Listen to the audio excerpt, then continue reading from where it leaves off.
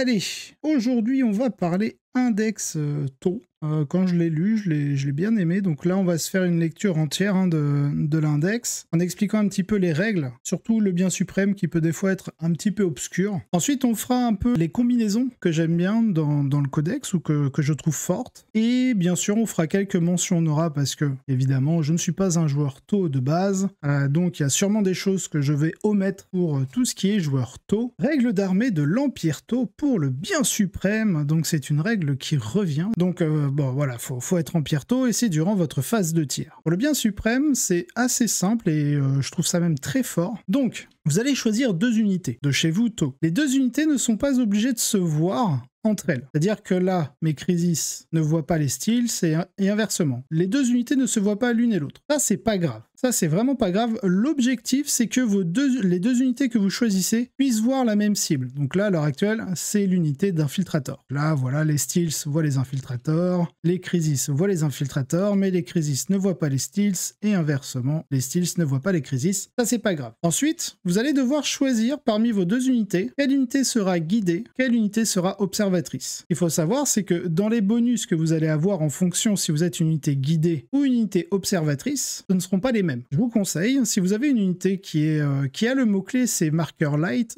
en français c'est désignateur laser, et bien du coup, vaut mieux que ce soit l'unité qui a le mot-clé désignateur laser qui puisse justement être l'unité observatrice. Donc là, en l'occurrence, on va prendre les styles. Et les Crisis, on leur a pas mis l'équipement pour pouvoir l'avoir, parce que du coup, sur le commandeur, on pourrait mettre un drone de marquage qui fait qu'il gagne le mot-clé désignateur laser. Bon, ça, on le verra hein, quand on lira l'index. Et donc, du coup, l'unité guidée, ce sera les Crisis. Alors, qu'est-ce qui se passe ? Donc, l'unité ennemie que vous ciblez avec votre unité guidée et votre unité observatrice s'appelle l'unité pointée. Et à partir du moment où vos unités ciblent, celles-ci elles vont gagner un bonus, ou plusieurs, en fonction si c'est l'unité observatrice ou si c'est l'unité guidée. Dans tous les cas, si jamais l'unité guidée ne cible pas l'unité pointée durant sa phase de tir, vous allez dans tous les cas avoir un malus de -1 à votre capacité de tir. Et je tiens à avoir votre attention là-dessus parce qu'il faut différencier un modificateur de votre caractéristique et un modificateur sur le G. Ce sont 2 choses différentes, bien distinctes. Donc, pour ce qui est des malus, voilà, vous le savez, si l'unité guidée ne tire pas sur l'unité pointée, elle prendra un -1 sur sa caractéristique de tir. Ce qui fait que de base, de mémoire, ça touche à 4+, on le verra quand on lira l'index, mais du coup, si ça touche à 4+, sur sa capacité de tir,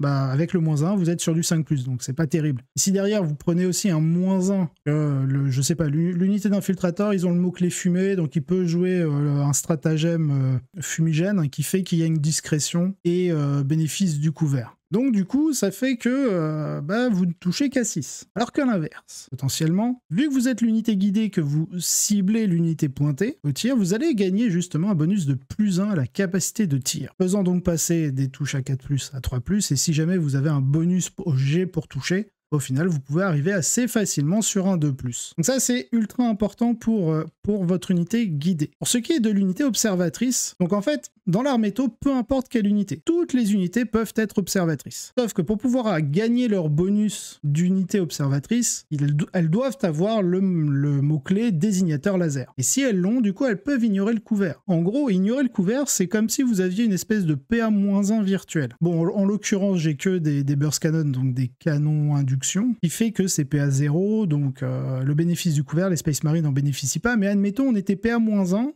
les Marines auraient pu en bénéficier, mais vu que je serais l'unité observatrice avec le mot-clé désignateur laser, j'ignore le couvert, donc du coup, ils pourraient même pas bénéficier du couvert, et au lieu, ils prendraient de plein fouet de la PA-1. Donc voilà comment il faut le voir. Par contre, là on a un autre exemple. Donc je disais, les 2 unités que vous choisissez ne sont pas obligées de se voir. À partir du moment où ils voient l'unité pointée. Donc voilà, vous choisissez ces 2 unités-là, sauf qu'en fait, vous ne pouvez pas. Pourquoi ? Parce qu'en fait, les guerriers, là, ils ne voient pas l'unité d'infiltrateur. Ce qui fait que vous ne pouvez pas les choisir parce que les 2 unités doivent voir l'unité ennemie. Voilà, c'était juste pour vous donner cet exemple. Donc ça, c'est la règle d'armée. Vous avez cette mécanique justement d'unité guidée, d'unité observatrice et d'unité pointée. Parce qu'on va avoir en fait des stratagèmes qui vont tourner autour et aussi des capacités d'unité. Là, par exemple, en l'occurrence, les stealths, il me semble, quand l'unité observatrice et que l'unité guidée tire sur l'unité pointée, du coup, vous gagnez une relance D1 pour blesser. Il y a un truc comme ça. À chaque attaque d'une figurine d'unité guidée qui cible l'unité pointée, améliorez la caractéristique de tir de l'attaque. Et si l'unité observatrice a le mot-clé désignateur laser, l'attaque a l'aptitude ignorer le couvert. Donc voilà, ça vous permet d'avoir un bonus de caractéristique de tir sur votre unité guidée et un ignore couvert sur l'unité observatrice. Donc en fonction des combinaisons et des équipements que l'on va pouvoir mettre, il va y avoir quelques petites combos à faire. Ensuite, deuxième point, on nous précise, à chaque attaque d'une figurine de l'unité guidée qui ne cible pas son unité pointée, dégradez de 1 la caractéristique de capacité de tir de l'attaque. Donc vous avez un -1 en CT. On a tout de même une petite précision. Alors c'est ici parce qu'il y a une considération par rapport à la fortification et au fait d'être ébranlé et observatrice. C'est chaque fois que vous choisissez une unité ayant cette aptitude pour tirer, si ce n'est pas une unité observatrice, elle peut utiliser cette aptitude. Dans ce cas, choisissez une unité amie ayant cette aptitude qui est également éligible pour tirer, hormis les unités fortification, ébranlée et observatrice. Donc observatrice, c'est qu'elles ont déjà été désignées avec une autre unité guidée. En fait, une unité observatrice ne peut pas être une unité observatrice pour plusieurs unités en même temps. Faut retenir ébranlé, on va pas pouvoir justement être éligible pour tirer. En tout cas, avec la capacité pour le bien suprême. Elle pourra tirer normalement, mais elle ne pourra pas intégrer justement cette mécanique d'unité guidée et d'unité observatrice. Donc jusqu'à la fin de la phase, la première unité choisie est considérée comme unité guidée et la deuxième comme unité observatrice. Choisissez ensuite une unité ennemie qui est visible de chacune de vos deux unités choisies, cette cible et l'unité pointée. Et ensuite, vous avez déjà lu les autres bonus. Ensuite, la règle de détachement. Alors là, on a Koyon pour le moment. Donc je suppose, lorsque le codex va sortir, on aura peut-être accès à la règle de détachement Mundka, pour le coup. Ça se trouve, on aura, de toute manière, on aura la même mécanique d'armée, parce que ça, c'est lié à toutes les armées taux, et il n'y a que celle-ci qui va changer. Bon, bien sûr, on nous précise, si vous avez une unité déterrée, vous ne pouvez pas jouer Farsight, et inversement, si vous jouez Farsight, vous ne pouvez pas jouer déterré. Là, au moins, c'est clair. Il n'y a pas moyen de truander pour le moment afin d'avoir un éthéré Farsight comme on avait pu le voir en V9 pendant un moment, où en gros, on prenait un monde allié à Farsight, qui nous permettait d'avoir et Farsight et un éthéré dans la liste. Ouais. Ça, c'est ce qu'on pouvait appeler un peu de l'abus. Mais bon, c'était possible pendant un moment jusqu'à ce que Games Workshop fac et dise non. Alors donc, Koyon, qu'est-ce que c'est? On sait depuis la V9 que lorsqu'on joue avec le Mundka, ça va s'activer durant les 3 premiers tours et Koyon pendant les 3 derniers tours. Donc Koyon, vous gagnez touche soutenue pour les tours 3, 4 et 5. Par contre, tant que votre unité est guidée, donc voir la règle pour le bien suprême, les armes de cette unité ont l'aptitude touche soutenue 2. Et là, c'est violent. Ce qu'on va voir plus tard, on a une petite amélioration qui permet justement d'activer pour l'unité, enfin pour les figurines de l'unité du meneur, et de pouvoir s'activer dès le tour 2. Là, par contre, ça peut faire mal. Parce que touche soutenue 2 quand tu es tout le temps guidé et que tu balances je ne sais combien de tirs comme les Crisis, ça peut faire mal. Ensuite, on va passer au stratagème. On retrouve l'injecteur de stimulant.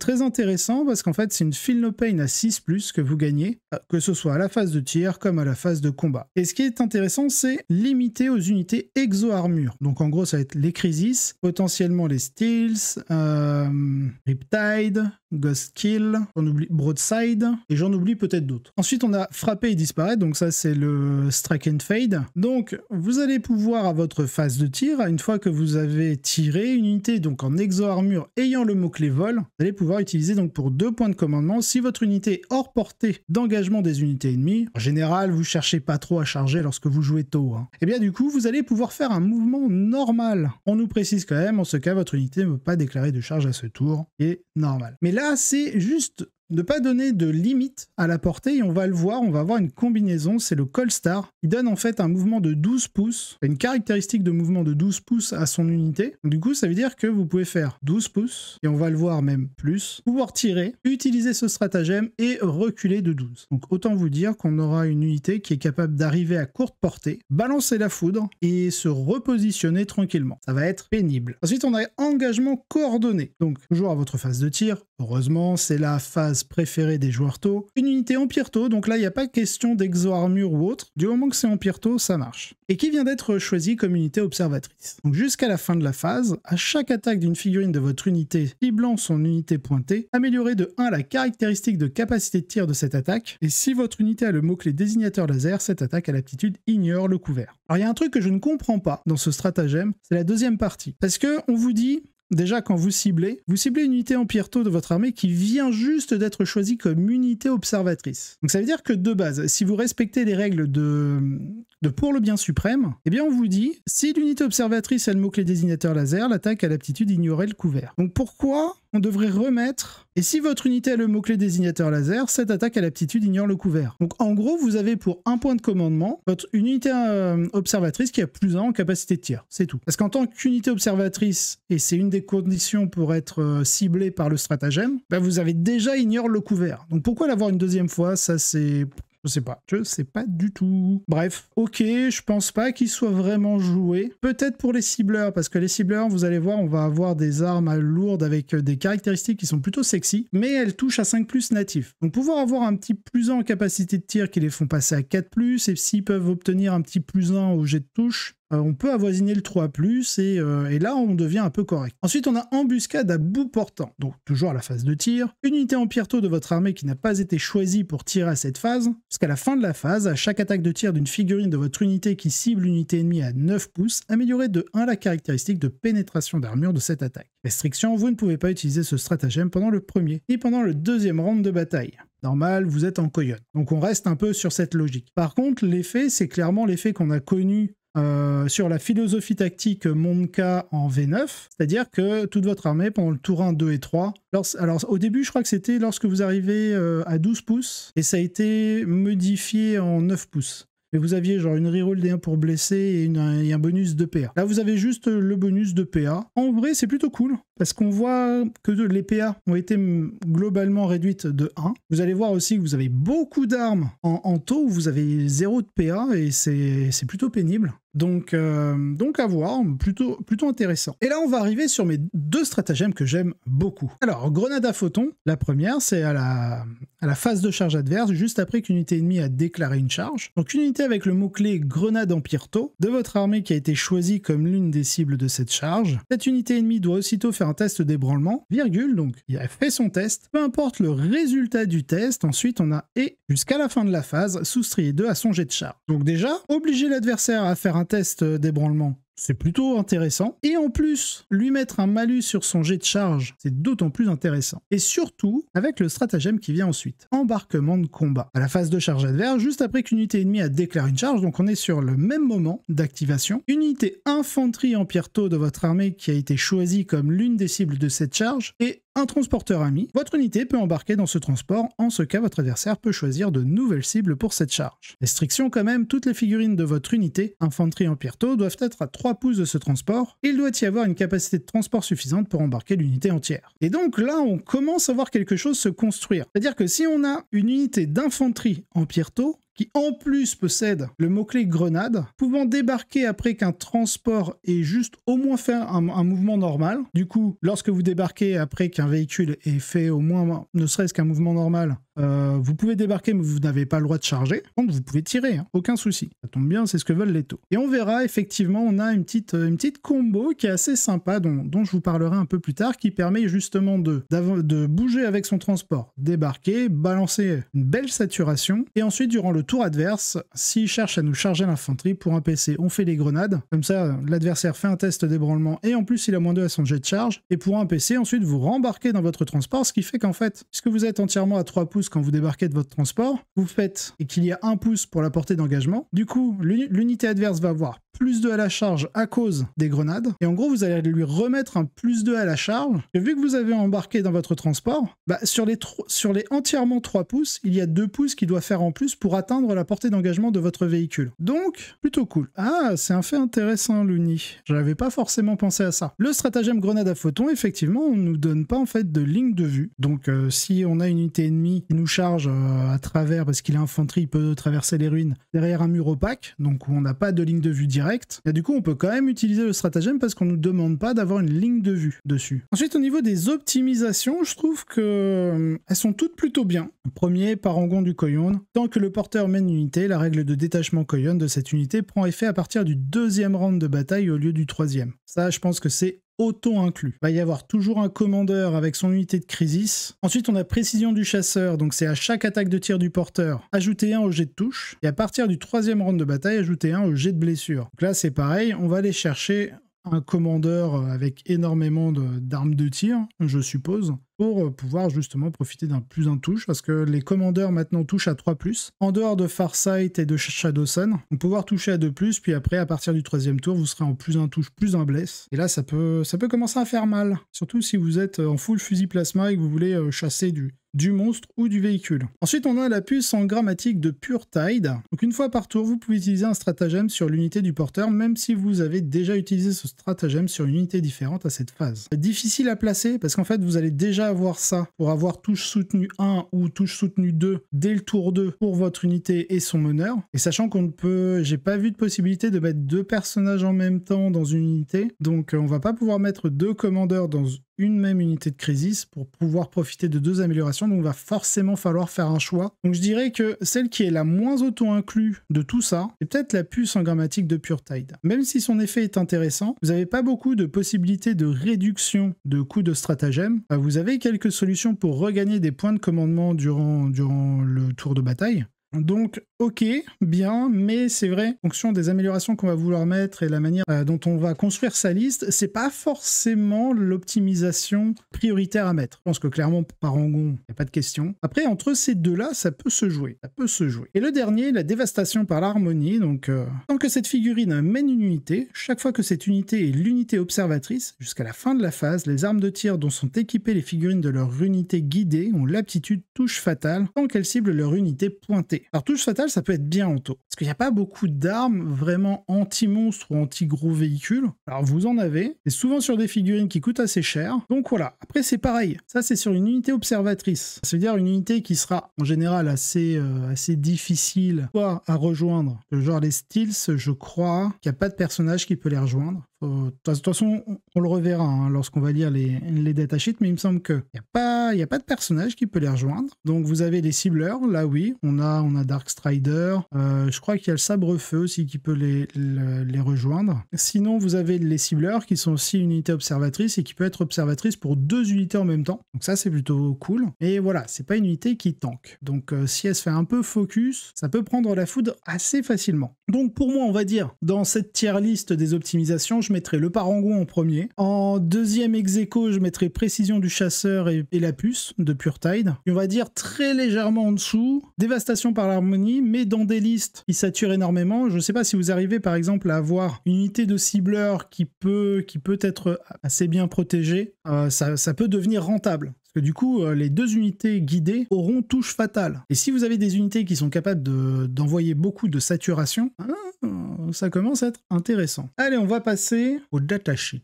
Ah non, il y a les drones avant, c'est vrai. Alors les drones, j'aime beaucoup ce qu'ils en ont fait. En fait, dans la V10, une des choses que j'aime beaucoup aussi, c'est qu'en fait, ils vont utiliser des petites figurines qui autrefois, pour nous, comptaient comme des figurines avec leurs caractéristiques, etc. Maintenant, en V10, ils vont plutôt les utiliser comme des pions marqueurs. Je prends par exemple le nouveau Neurotyran, qui a ces 2 petites boules avec lui. En fait, ces 2 petites boules, c'est ce qui va servir à déterminer quelles unités deviendront synapses. Et en fait, utiliser ce genre de figurines comme des marqueurs, je trouve ça très intelligent. Et pour certains drones, ce sera le cas. Par exemple, on a le drone gardien qui donne un -1 blessure. En fait, ça devient des équipements. Donc un -1 pour être blessé. Je pense notamment au drone bouclier qui donne +1 point de vie au porteur. Donc si vous voulez calculer les points de vie du porteur, au lieu de mettre un dé, sur le premier point de vie perdu, par exemple, vous enlevez un drone bouclier. Et donc je trouve ça assez sympa. On verra aussi, comment il s'appelle ? Vous savez, c'est les drones avec un sniper, où il y a 3 drones au sniper. Et en fait, l'unité compte comme une figurine, en gros, de 4 points de vie. Et ils vous disent, à chaque fois que vous perdez un point de vie, vous devez enlever un drone. Ce qui fait que ça vous baisse votre nombre de tirs. Et surtout, je trouve ça intelligent de se servir en fait du nombre de figurines pour retirer les points de vie. Ou alors, vous avez aussi, les armes d'appui orc, où en fait, chaque servant compte comme un point de vie. Et quand vous avez plus de sergent, en fait, c'est que vous arrivez à 0 point de vie et l'unité est détruite. Donc voilà. Alors, Alors, au niveau des drones, on a le drone gardien, donc -1 pour être blessé. Je trouve ça très fort, mais j'ai pas vu beaucoup d'unités y ayant accès. On a le drone armé, ouais, bon, c'est de la carabine impulsion, c'est 2 tirs, mais ça touche à 5+. PA 0, dégâts 1, c'est pas non plus terrible. Après, ça peut rentrer dans l'optimisation, par exemple. C'est quoi? C'est dévastation par l'harmonie. Voilà, touche fatale. Si vous êtes dans une unité guidée, vous voulez construire une unité guidée, vous mettez plein de drones d'attaque, comme ça, ça vous fait une chier de tir, et du coup, qui va augmenter justement le nombre de blessures. Et vu que c'est PA 0, c'est pas non plus exceptionnel. Hein. Drone de marquage, bah, tout simplement, l'unité du porteur a le mot-clé désignateur laser et peut agir comme unité observatrice pour une autre unité, même si elle a avancé ce tour. Donc, plutôt cool. Ensuite, on a le drone lance-missile. Bon, bah, c'est 2 patates. Ça touche toujours à 5+, mais là, c'est des caracs qui sont assez intéressantes. Force 7, PA-2, dégâts 2. Donc c'est une très bonne caractéristique pour aller détruire des unités d'élite. Ensuite, le drone bouclier, bah, vous avez plus 1 point de vie. Et voilà, normalement, on passe au datasheet. Allez, Shadowsun. Alors déjà, ce que j'aime, c'est agent solitaire, donc il faut être à 12 pouces. Hein. Elle est infiltrateur, ouais, pourquoi pas, on verra par rapport à son aura. Pas forcément le plus intéressant de l'infiltrer. Et sinon, elle a discrétion, donc dans le pire des cas, elle donne -1 pour être touché contre les attaques de tir. En plus d'être agent solitaire, donc vous êtes assez serein sur sa survivabilité, parce que vu qu'elle n'est pas meneur, elle peut pas rejoindre d'unité. Donc on a combattante agile, pardon. Cette figurine est éligible pour tirer un tour lors duquel elle a battu hors retrait, donc elle gagne un désengage tir. Pourquoi pas. Et c'est surtout héroïne de l'Empire qui va nous intéresser, qui a une capacité d'aura à 6 pouces, donc tout tant qu'une unité Empire taux ami est à 6 pouces de cette figurine, à chaque attaque de tir d'une figurine de cette unité, relancez tout jet de touche de 1. En fait, déjà, elle donne reroll D1. Et on va le voir, chez les taux, vous avez beaucoup moins de reroll qu'avant. Et donc, je pense que Shadowsun pourrait intégrer la majorité des listes taux, après avoir son coup. J'ai pas les coups en points par cœur. Commandant de Shadowsun, 140 points, ça va, franchement. Au niveau des équipements, elle a lance-fléchette, 2 éclateurs, bon, elle a tout en fait, donc option aucune, elle a tout. On vous signale quand même, c'est que si jamais vous jouez cette figurine, elle doit être votre seigneur de guerre. Bon, ça vous apporte rien de plus, mais des fois sur des objectifs, c'est intéressant de savoir qui est le seigneur de guerre de l'adversaire. Elle a combien d'éclateurs à fusion? 2, je crois. Ouais, 2 éclateurs à fusion, donc elle a fait 5 tirs de lance-fléchette, force 3, bon, ça c'est que dalle. Voir qu'elle touche à 2+, à chaque fois, sauf son pistolet à impulsion. Elle a 2 éclateurs à fusion haute puissance, donc c'est fusion 2, portée 18, touche à 2, mais force 10, PA-4, dégâts D6, donc ça c'est plutôt pas mal, surtout la force 10. Parce qu'en fait, maintenant, les forces 8, les forces 9, c'est pas vraiment ce qu'il y a de plus intéressant. Parce qu'en général, les véhicules ou les monstres qui commencent à être résilients, c'est ceux qui sont endurance 10 et plus. Ce qui fait que dès que vous êtes force 8 ou force 9, bah, par exemple, force 8, les endus 9, c'est sur du 5+, que vous blessez, natif. Et les force 9, endurance 9, bah, vous vous blessez à 4+, donc vous avez que 50% de chance de pouvoir blesser. Et là, admettons, à 2 tirs, bon, qui touchent à 2+, on va dire que les 2 touchent. Force 10, déjà endurance 9, bah, vous avez une chance sur 3 à chaque fois de rater un jet pour blesser. Admettons, voilà, vous chiez un peu dessus, vous ratez un jet pour blesser, bah, du coup il vous reste qu'un, et si le gars a une invulnérable à 4+, bah, il a 50% de chance de survivre, ou de prendre des 6 dégâts, potentiellement +2, parce que vu la portée, on pourra être amené à 9 pouces de l'adversaire en étant D6 +2. C'est quelque chose qui est bien, parce qu'elle est en force 10, ce qui fait que quand on s'intéresse au Dreadnought, surtout le Brutalis, le Ballistus et le Redemptor, ils sont endurance 10. Donc ça veut dire que déjà, sur ces 2 tirs qui touchent, il y en a un qui ne blesse pas. Et donc PA-4, bon, ça n'a pas d'invulnérable, donc PA-4, c'est sauvegarde à 2, donc on est quand même sur une sauvegarde à 6, donc bon, il a qu'une chance sur 6 de subir le D6 +2, sachant que le Redemptor en plus fait -1 dégâts, donc D6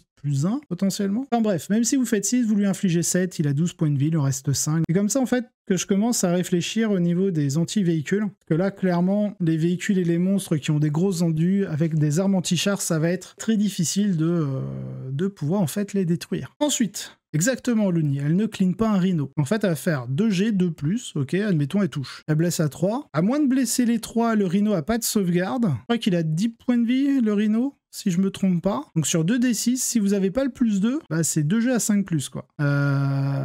C'est une chance sur 3 pour chaque dé, donc vous êtes à une chance sur 9 de pouvoir le détruire. Donc c'est pas simple, hein. C'est vraiment pas simple. Sachant que le Rhino, c'est vraiment le véhicule de base, on va dire. Bref, elle a un drone gardien avancé. À chaque attaque de tir ciblant le porteur, soustrayez un jet de blessure. Donc en fait, contre les tirs, elle inflige un -1 pour être touchée. Elle inflige un -1 pour être blessée. Salut Altaïr. Eh oui, et c'est qu'un Rhino.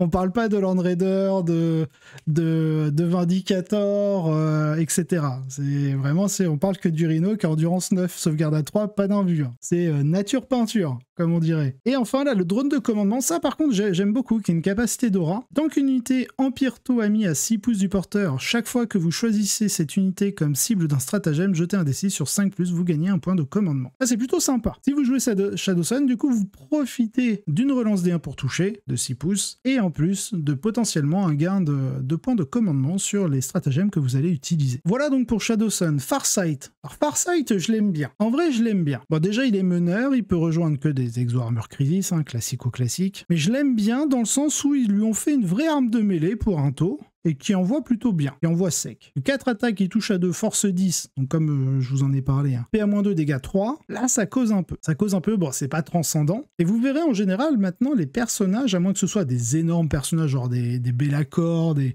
démons majeurs ou autres, il n'y a pas tant de personnages en fait qui ont cette capacité à envoyer beaucoup de dégâts. Donc je trouve que 4 attaques pour un taux, on se le rappelle, hein, pour un taux c'est plutôt strong, c'est plutôt fort. Bon, il a il a qu'un fusil plasma à haute intensité, voilà, il a que 2 tirs de force 8, PA-3, dégâts 3, mais on va aller regarder justement dans ses capacités. Il a un vue à 4, donc plutôt cool. Tant que cette figurine mène une unité, à chaque attaque d'une figurine de cette unité ciblant une unité ennemie à 9 pouces, ajoutez un jet de blessure. C'est là où on peut justement le combiner avec le stratagème que l'on a vu, qui vous donne en fait un bonus à la pénétration d'armure. Il fait que vous allez avoir +1 pour blesser, un bonus de pénétration d'armure, et potentiellement une relance si vous jouez Shadowsun, parce que dans le détachement taux, on ne vous interdit pas de jouer Farsight et Shadowsun. Et enfin, on a offensive agressive une fois par bataille. Quand cette figurine est choisie pour combattre, elle peut utiliser cette aptitude. Dans ce cas, à la fin de la phase, à chacune de ces attaques, vous pouvez relancer le jet de touche et vous pouvez relancer le jet de blessure. Donc là, vous êtes full reroll touche bless. Il permet de fiabiliser si vous avez vraiment besoin de réussir à détruire un Rhino, pas de relancer vos 4 attaques. Après, son balayage n'est pas non plus ridicule. Il n'est pas exceptionnel, certes, mais il n'est pas ridicule. 8 attaques, touche à 2, force 6, PA-1, dégâts 1.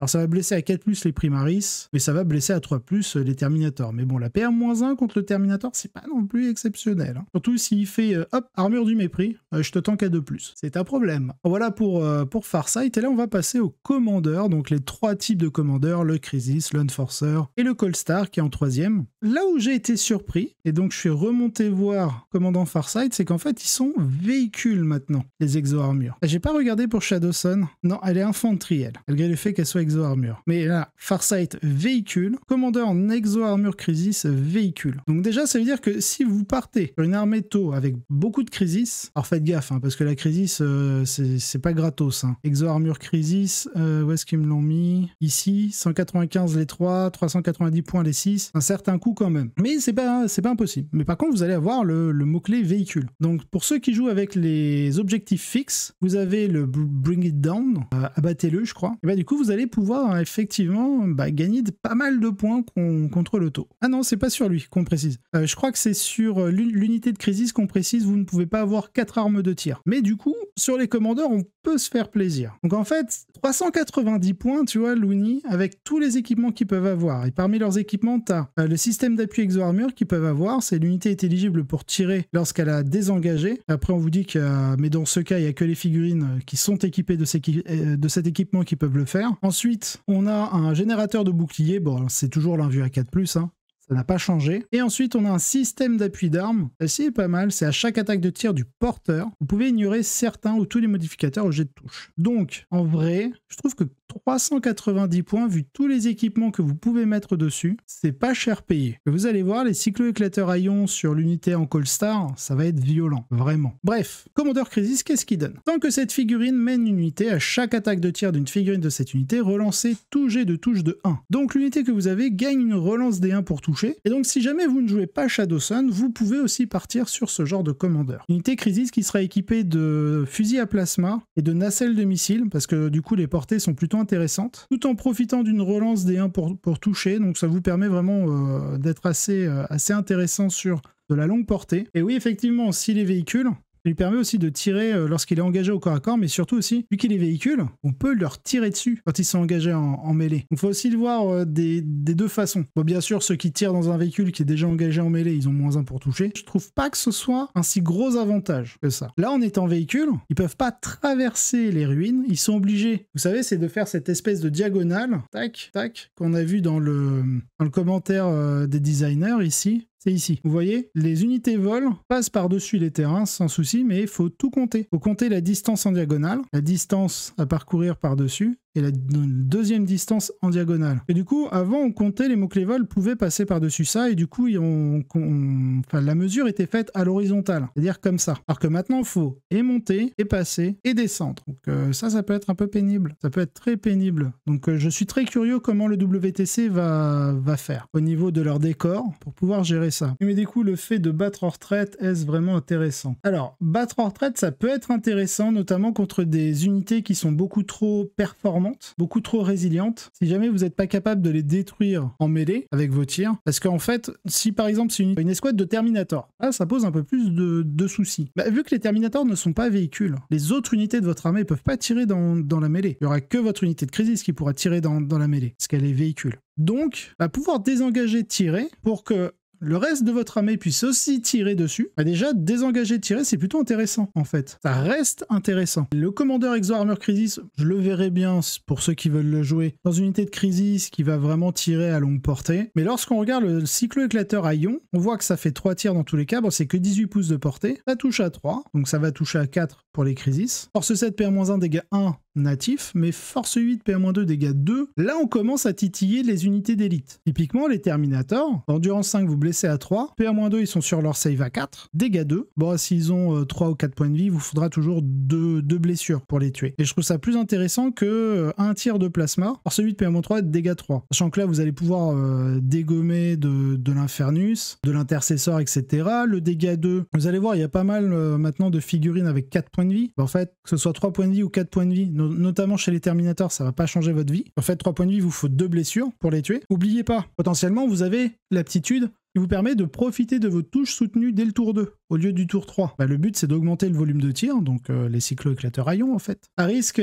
sur des véhicules, ouais, c'est 3 BM. En fait, à risque, c'est pour ça que j'en parle, sur les Crisis, ils sont véhicules, du coup c'est 3 blessures mortelles. C'est pas genre figurine détruite. 3 blessures mortelles, oubliez pas, vous pouvez avoir des drones boucliers qui vous donnent plus un point de vie, vous pouvez en avoir 2 par figurine de Crisis. Donc en gros, vous pouvez en avoir 12 au total sur votre unité de 6 Crisis. Donc on compte les PV en plus, les armes que vous pouvez avoir. Vous pouvez avoir, par exemple, on vous dit vous n'avez pas le droit d'avoir 4 armes sur vos Crisis, sauf les commandeurs. Du coup, vous pouvez très bien partir sur 3 cyclo-ions par figurine. Donc c'est 9 tirs par figurine, 9 x 6. 9 x 6, 54. 54 tirs de force 8, PA-2, dégâts 2. Après les tirs d'unité, on fait un test de risque pour chaque arme à risque utilisée. Bon, allez, admettons, vous mettez 2 cyclos. Comme ça fait qu'une chance sur 3. Ça va. Vous mettez 2 cyclos. Ça vous fait quand même 6 tirs par figurine, 6 x 6, 36. Ah, c'est pas dégueu non plus, avec les touches soutenues, etc. Alors, on verra, mais sur l'unité que je vous proposerai, il n'y a pas 3 cyclos. Il y a surtout 2 cyclos et un fusil plasma. Je crois que c'est ça. Ouais, c'est ça. Et ensuite, il y en a 3 que je mets en générateur de bouclier et 3 que je mets en désengage tir. Ou alors, si vous préférez, vous pouvez mettre l'équipement plutôt qui permet d'ignorer les malus de touche. Bref, le commandeur Crisis, en gros, c'est une relance D1. Voilà. Ensuite, commandant Enforcer,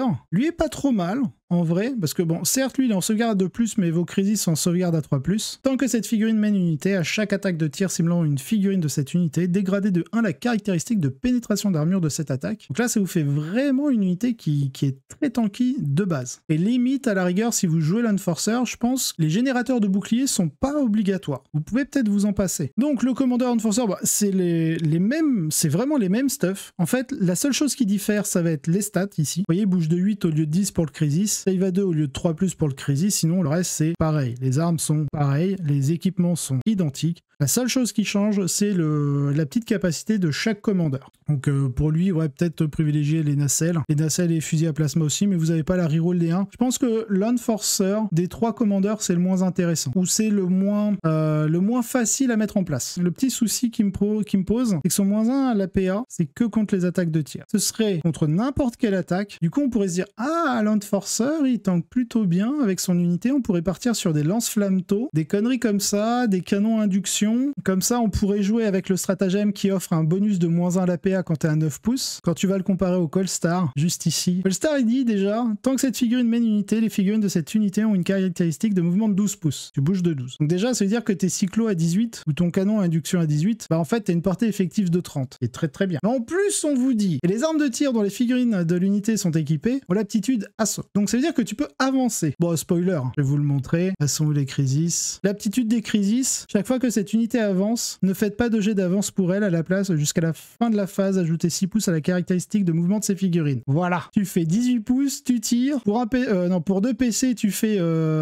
strike and fade et tu rebouges de 12. Voilà, la combo. Alors c'est une combo qui coûte quand même un peu cher, hein, mais c'est 390 points. Alors attendez, je me remets juste sur le Colstar. Après, au niveau de la manière dont on les équipe, c'est la même chose à chaque fois. Donc, hop, Munitorum. Crisis, on a dit 390, les 6. Voilà. Vous les équipez, patati, patata. 390 points. Oui, le mec qui rejoint, en fait, il bénéficie parce que les crisis, il te dit, en fait, il parle juste de l'unité. Chaque fois que cette unité avance, le personnage attaché fait partie de l'unité. Ne faites pas de jet d'avance pour elle, donc l'unité. À la place, jusqu'à la fin de la phase, ajoutez 6 pouces à la caractéristique de mouvement de ces figurines, donc de l'unité. Donc oui, ça marche pour le Colstar. Donc 390 points. Et le Commandeur Colstar, 125. Donc vous êtes à 515 points. Donc un quart de votre armée. Ils n'ont pas d'invue de base, donc bon, vous pouvez leur mettre un générateur de bouclier, histoire qu'il ait une invue. Pourquoi pas? En général, je proposerais genre 2 cyclos et un fusil à plasma. Et je crois que c'était déjà joué comme ça. Alors multiplier les drones armés, je pense qu'il faut tester. C'est à tester parce que ça offre quand même un gros volume de tir avec le Commandeur Crisis. Parce qu'en fait, si tu cherches, si ton objectif Darwin c'est de multiplier le volume de tir, effectivement, tu peux jouer des drones armés. Là, par contre, je t'encouragerais à jouer du générateur de bouclier, du coup, sur tes crisis, pour avoir quand même une résilience. Parce qu'en fait, admettons, tu pars sur 2 drones armés par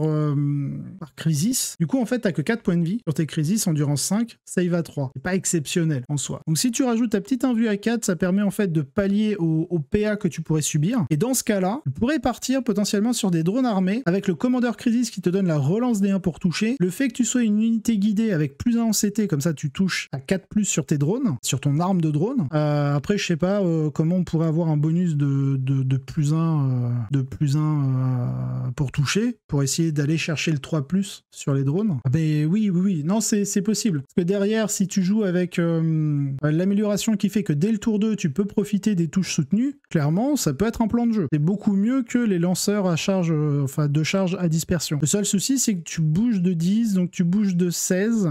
Faut que tu sois à 9 pouces pour profiter du bonus de -1 à la PA. Parce que du coup, tu passerais PA-3 là-dessus, tu passerais PA-1 sur les drones, PA-4 là-dessus si tu veux jouer. Mais après, si tu veux aussi beaucoup de saturation, tu joues en fait plutôt canon à induction. Hein. Si tu en joues 2, ça te fait 8 tirs, PA-1 grâce au stratagème. Tu vois ce que je veux dire? Touche à 3, donc touche à 2 avec le plus 1 en CT. Ça peut être pas mal. Par contre, en fait, la PA-1 contre le Marines, ça va pas être exceptionnel parce qu'en fait, lui, pour un PC, il va faire armure du mépris. Ah, c'est salaud de Marines, je vous jure. Et c'est pour ça que j'aime bien le cyclo-éclateur, parce qu'en fait, avec le bonus de -1 PA, vous montez à -3. Je trouve ça assez sexy. Mais oui.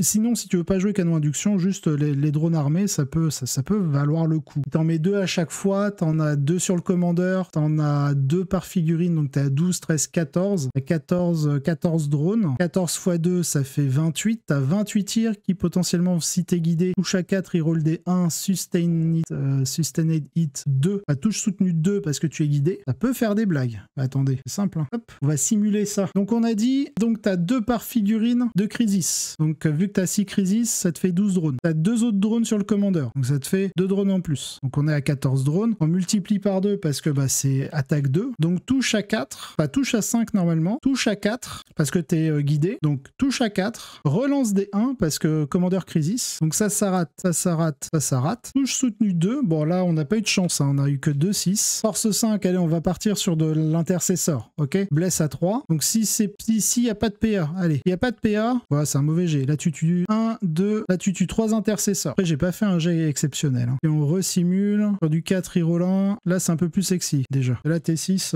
ils font mal. Ça fait ça. La touche soutenue 2. Ah pardon, t'es Twin Linked. Relance, ouais. Donc 3 plus reroll. Excuse-moi. Ouais, c'est un peu plus sexy. Tout dépend. Allez, vas-y. Je refais une troisième fois. Non, c'est 28. Hop, 28 tirs. dire, allez, 4 plus reroll D1. Oh putain, je suis encore plus sale. Touche soutenue 2, blast à 3 reroll. C'est vrai qu'il y a reroll. Tac. Ok, ça peut faire des trucs. Ça peut faire des trucs, mais alors vraiment, faut que tu mettes du générateur de bouclier. Parce que là, save à 3. Alors, save à 3 si t'as pas de bonus de PA. Quand tu 1, 2, 3, 4, 5. Là, t'as tué 5 Marines. Le problème avec le bonus des PA, c'est que potentiellement, tu peux faire bénéficier du couvert au Space Marine s'il est dans un couvert. Ok. C'est vrai que le relance blesse, c'est pas mal. Ah, mais par contre, tu peux tirer en faisant l'advance, mais tu pourras pas utiliser tes autres armes parce qu'elles sont pas assaut. Donc ça pourrait se jouer dans un Cold Star, mais t'as pas de relance de jet pour toucher. Ok, allez, dans un Crisis, why not? Tu peux les mettre en Deep Strike. Donc ouais, ok, tu peux potentiellement jouer avec les drones armés. Mais ça t'offre une belle saturation, puis un taux de blessure qui est plutôt correct. Allez, on va passer au sabre de feu. Sabre de feu, bon, il a un tir rapide 1, donc bon, Osef, on va surtout regarder ce qu'il apporte. Alors, tant que cette figurine mène une unité, ajoutez 1 la caractéristique d'attaque des armes de tir dont les figurines de l'unité sont équipées. Ça, c'est plutôt pas mal, parce que c'est pas par rapport à l'arme qu'ils ont. Et fin tireur, c'est à chaque attaque de tir de cette figurine, donc du sabre de feu. Une blessure critique, bon, il a qu'un tir, ou 2 tirs à 15 pouces. Donc sur une blessure critique, il faut faire un 6 pour blesser derrière. Cette attaque a une caractéristique de pénétration d'armure de -3. Alors ok, -3 dégâts 2, c'est pas mal. Pour que ce soit intéressant, on va dire il faut être à mi-portée pour avoir 2 tirs. Un tir qui touche à 3, bah, vous avez une chance de 3 de rater. Tir rapide 1, bon, ça vous fera 2 tirs, donc il y en a peut-être un qui rate sur les deux. Et après, bah, vous avez une chance sur 6 pour avoir une PA-3, sinon c'est PA Podzub. Donc c'est surtout sur feu redoublé. Après, c'est une figurine de mémoire qui coûte que 50 points. Dans les sabres de feu, voilà, 50 points, c'est pas très cher. Mentor Croûte, endurance 3, 3 points de vie aussi, ok. 3 attaques, touche à 2, force 5, PA 0, dégâts 1, ok, c'est de bonnes attaques de mêlée, mais la PA est pas folle. Fusil Croûte, force 4, ok. Fusil impulsion, bon ça c'est l'arme standard. Alors il est meneur, éclaireur 7 pouces, discrétion, donc carnivore Croûte, donc je présume qu'ils ont éclaireur 7, les Croûtes. Le mentor ordonne, tant que cette figurine mène une unité, les figurines de cette unité ont l'aptitude insensible à la douleur 6+. Les figurines de cette unité détruisent une unité ennemie à la phase de combat jusqu'à la fin de la bataille. Tant que cette figurine mène cette unité, les figurines de cette unité ont l'aptitude insensible à la douleur 4+ à la place. Ok, donc de base, il va donner une Feel No Pain à 6 au Croûte. Quand je vois la sauvegarde à 6, ça me rassure pas. Par contre, insensible à 4, ça c'est très fort. Mais il faut avoir détruit une unité ennemie en phase de combat. Déjà arrivé à la phase de combat, faut survivre jusque-là. Il faut réussir à détruire. Et même si c'est de la force 5, PA 0, dégâts 1, va falloir y aller. Et c'est tout. Ah si, et le dépeçage ritualisé, chaque fois que cette figurine termine un mouvement de charge, jusqu'à la fin du tour, ajoutez 3 à la caractéristique d'attaque de sa lame rituelle de mentor. Ouais, ok, génial, il aura 6 attaques de PA 0. Je suis vraiment pas emballé. Donc on va passer. Éthéré. Alors, c'est fini toutes vos invocations. On donne la Feel No Pain à machin, truc chose chouette, gagne un PC sur 2+, c'est fini. Meneur, il peut rejoindre que des Brecha ou des équipes d'attaque. Donc je pense qu'un éthéré, s'il est joué, alors de mémoire, il vaut 50 points. Éthéré, 50 points. En gros, c'est pour gagner des points de commandement. C'est bien de donner une Feel No Pain à l'unité qu'il mène. C'est que des Breachers ou des équipes d'attaque. Hein. C'est pas exceptionnel. Ok, bon, il peut toujours avoir son drone aussi, puis il a un vue à 5 natifs. Why not? Aounva, donc là je me suis dit, Aounva, est-ce qu'il peut pas être plus intéressant? Et il est agent solitaire, donc ça c'est bien, vu qu'il est pas meneur. Donc comme ça on peut pas le cibler facilement. Une fois par bataille, à chaque attaque ciblant cette unité peut utiliser cette attitude. En ce cas, jusqu'à la fin de la phase, les figurines de cette unité ont une sauvegarde invulnérable de 2+. Bon, c'est une fois par bataille, ça me rappelle Lysander. Il peut aussi faire ça, il peut avoir une invue à 2+.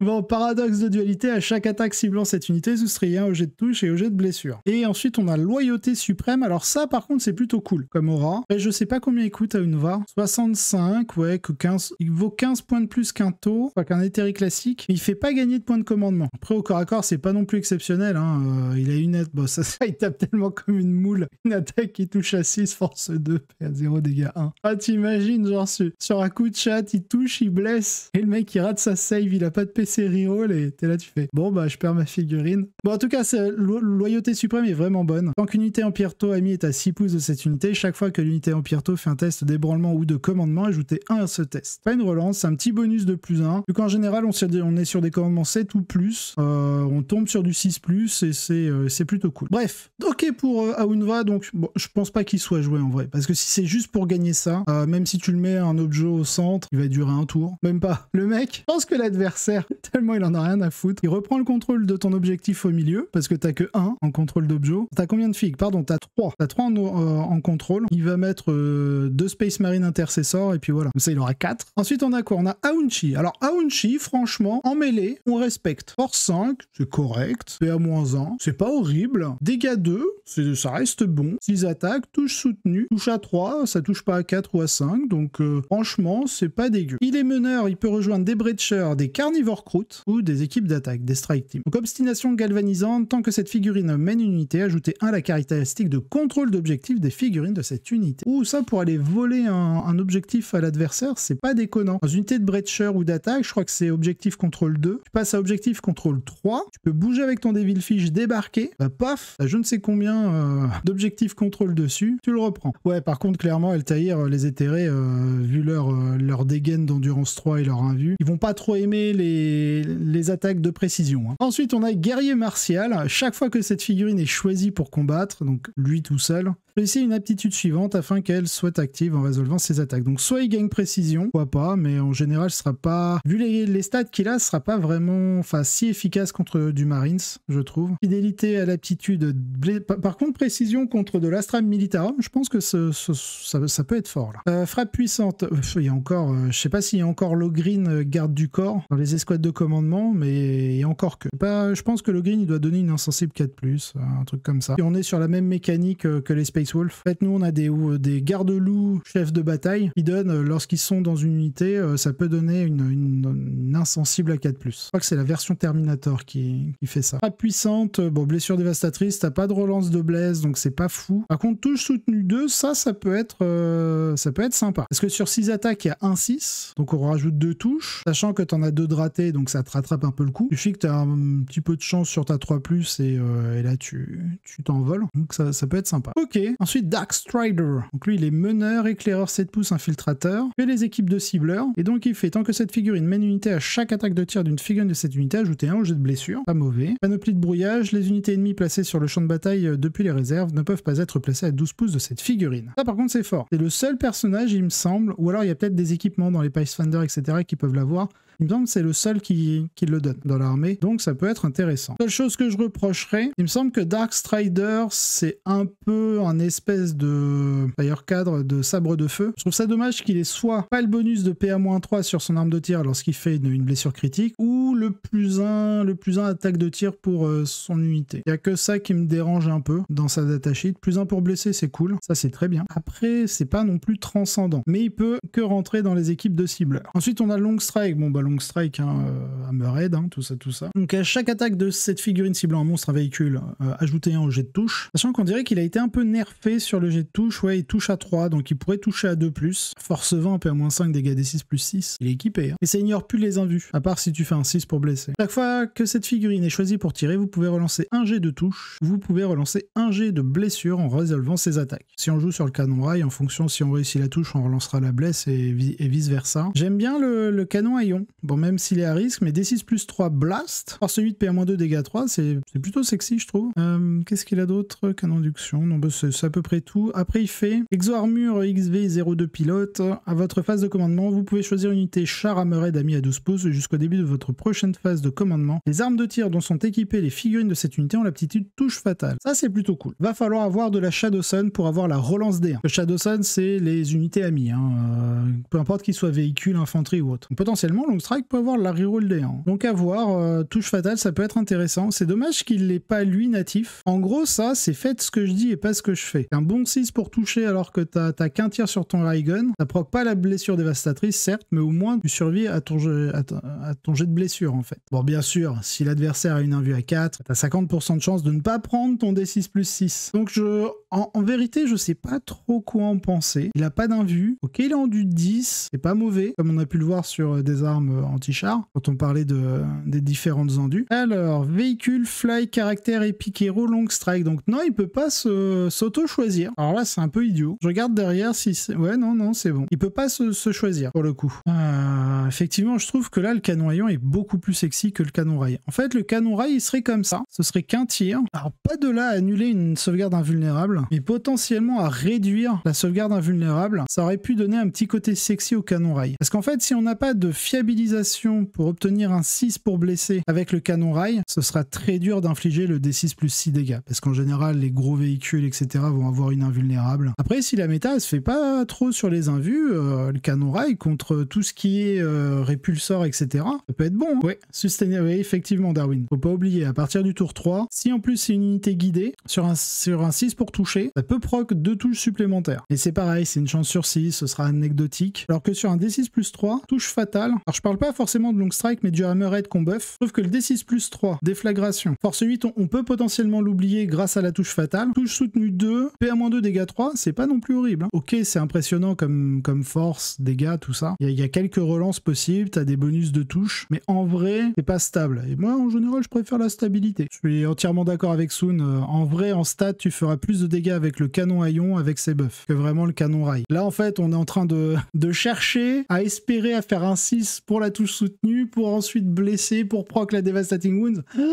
C'est chaud, frère. Je conseillerais plutôt le canon à ion sur la touche fatale pour le cher hammerhead, pour long strike. J'ai une préférence quand même pour le canon à ion. Ensuite, équipe d'attaque, basique. Alors, il y a une notion quand même qui est assez intéressante. Ouais, ils ont fusil impulsion, je crois, de base. Ouais, fusil impulsion. Ah, là, vous avez un drone gardien pour être -1 pour infliger un -1 pour être blessé. Et chaque figurine, ouais, vous pouvez avoir la carabine à impulsion pour les 2 tirs à 20 pouces. Je sais pas trop c'est quoi le mieux pour les deux. Je pense que j'ai une préférence pour la carabine quand même. Parce que à 30 pouces, vous allez pas vouloir jouer des équipes d'attaque pour être à 30 pouces. Vous allez vouloir jouer des équipes d'attaque pour tenir vos objectifs, je pense. Tant que cette unité est à portée d'un pion objectif que vous contrôlez, chaque fois que vous la choisissez comme cible du stratagème tir en état d'alerte, les touches sont causées sur des jets de touches non modifiés de 4+ en résolvant ce stratagème. Ok. Donc si vous faites un tir en état d'alerte, c'est qu'on vous charge, donc autant avoir un max de tir. Fusil impulsion 15 pouces pour avoir 2 tirs, ce sera toujours possible sur un tir en état d'alerte. Et encore même pas forcément, parce que vous pouvez tirer sur une unité qui a 24 pouces pendant sa phase de mouvement. Donc en vrai, carabine à impulsion, c'est pas mauvais. En fait, c'est des unités de 10, ouais. Ça vous fait 10 tirs touche à 4 avec le fusil à impulsion. Ça veut dire que vous avez 5 touches, force 5. Et là, ça vous fait 20 tirs, donc 10 touches. Mais il faut être à portée 20 pouces. Ouais. Sinon, tourelle d'appui. Alors ça, toutes les équipes d'infanterie dans ce style, genre les Breachers, ils l'ont. Et je crois les cibleurs aussi, si je me trompe pas. En gros, c'est à votre phase de mouvement. Si vous êtes resté immobile jusqu'au début de votre prochaine phase de mouvement,